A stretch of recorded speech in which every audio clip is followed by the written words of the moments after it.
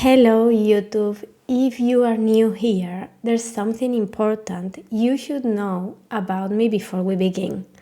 Today I'm considered one of the most reputable dating coach in Spain, for dating for marriage mostly, working specifically with high value, high achieving women who are truly committed to creating a happy, stable marriage. With devotion, provision, and of course, polarity without sacrificing their careers if they want, their independence if they like, or their sense of purpose. And I want to be very clear about something.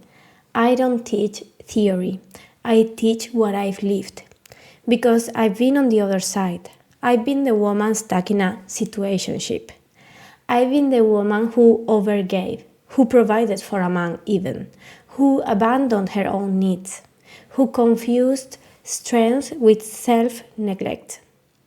And today, I'm a newly married, provided for woman who cares for her husband, of course, for herself and her family, while also working as a freelancer, doing work I love, aligned with my values, and connected to my deeper purpose.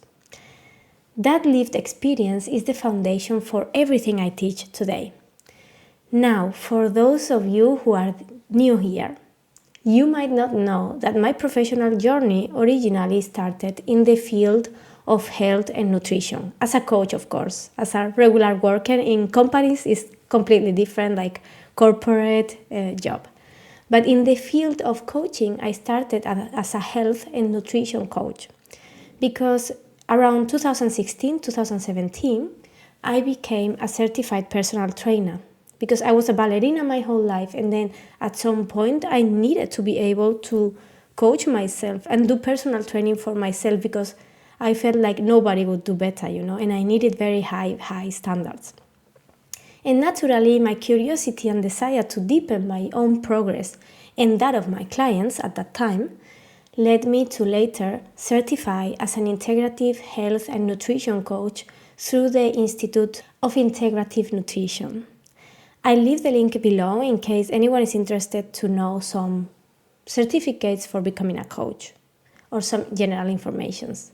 And I personally found this education very complete, thought-provoking, disruptive in a good way, and led by great teachers. In my case, because I already went to university years before this certificate, it was also a very good complement to what I already studied, because I studied linguistics and I felt like my studies in linguistics was helping a lot with coaching because it gave me this ability to understand what people are saying, what they want to say actually, and what their subconscious mind is telling them.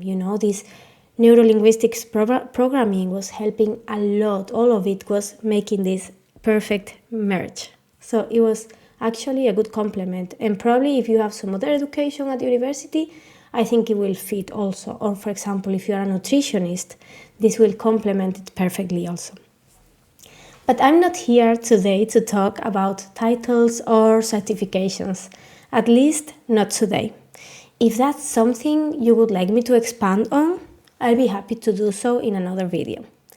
Today we are talking about anger, pride, and being triggered. I want to talk about anger and pride and how these emotions often arise when someone around us triggers us. Isn't that right? So this is extremely common in high-performing women, believe it or not. And I see it constantly in my work with women who want committed, polarized relationships and fulfilling careers. Women who have studied a lot, read extensively, work deeply on themselves, and gathered experience in many areas of life. Sometimes we find ourselves interacting with people who don't have half of that background.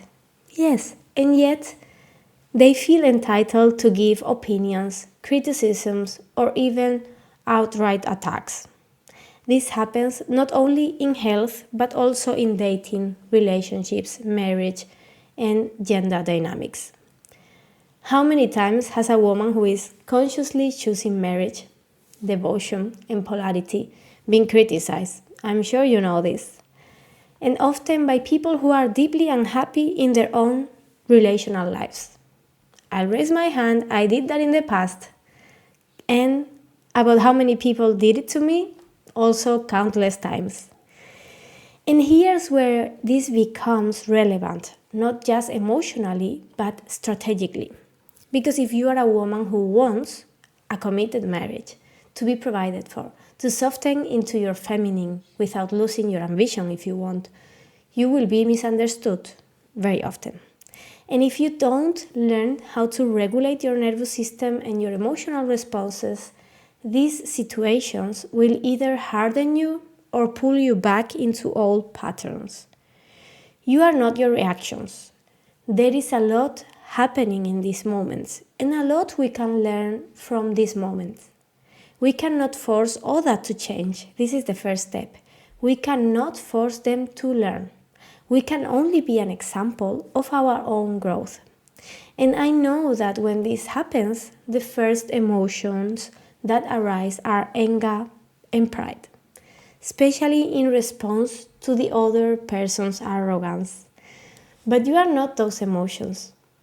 You are the one who chooses how to respond, with more or less elegance, depending on the moment. Today we are going to explore how to respond from understanding, perspective, not taking things personally, and using the situation as an opportunity to growth. We are going to take that strong emotion that dysregulates you, whether it's anger or pride, and use it as a seed for evolution. We notice it, we feel it, and we consciously choose to transform it into something useful. We are going to talk about now beginner's mind and emotional regulation. The first key is staying open to learning. What I like to call beginner's mind, which is also a book I recommend. This is especially important for women who are intelligent, capable, and used to being right, which, let's be honest, includes many of us. Beginner's mind doesn't mean shrinking yourself, not at all. It means creating enough inner space so that your nervous system stays regulated and your feminine presence stays intact. Because polarity doesn't live in arguments, it lives in groundedness. Even if what other person is saying makes no sense to you, ask yourself, where did this person get this idea from? How did they learn this? What would I think or do if I were in their place? If the person is receptive, you can even ask, how would you approach this? What would you do if you were me? Always from curiosity and respect. This creates space, and space is what allows regulation, because that emotional surge that rises in your body is not you. And I'm repeating this many times if you realize. Observe how you felt 10 minutes ago and how you will feel in 20 minutes from now. Completely different, right? Why it hurts and why that matters for marriage or dating. This beginner's mind also gives us something else. And context creates empathy. Context is the point and the key here. At the same time, it invites self-inquiry, because when something activates us, it is never random. Many of the women I work with, myself included, have a history of over-functioning, over-giving, over-providing, over-caring, and of course, neglecting themselves in the process. So when someone questions our choices, our values, our evolution, it doesn't hurt because of the comment. It hurts because of what it touches. An old wound. A memory stored in the body. A nervous system that learned to survive through effort instead of receiving. And that's not a weakness, that's an invitation. When the work is integrated, when you've done this work long enough, something beautiful happens. You need less time to process, less space to recover. You move through the world with embodied wisdom. And the person who comes to steal your peace finds nothing to take. Not because you suppress, but because you've integrated. You know this is true when you no longer feel the need to vent, explain yourself, or prove your choices. That's feminine authority, waiting for the invitation. Do you know the concept of waiting for the invitation? This is essential in both marriage and leadership. When we give advice that hasn't been asked for, even when it's correct, it often creates resistance. And here's the mirror. The person who triggered you by speaking without understanding, are you sure you never do the same? Even expertise needs timing.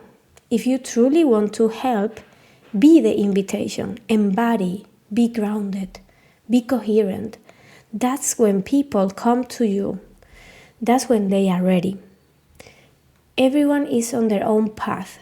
This is the one last key. You've learned, they haven't.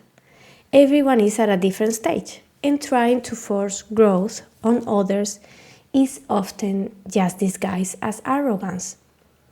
You are responsible only for yourself, for how you respond, for how you regulate, for how you lead. You cannot expect people to change.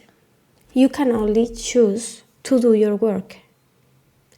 And in this case, is nervous system regulation with emotional integration, with embodied self-awareness. You choose growth for your life, your relationships, your future family, your soul. Others don't have to. And if that bothers you, inquire, because it is in meeting difference that we see ourselves most clearly. And that's where real healing and real feminine power is born. Thank you for being here, Queen. Remember, whatever activates you reveals something within you. And within you already lives the elegance, strength, wisdom to transform it. I'll see you in the next video.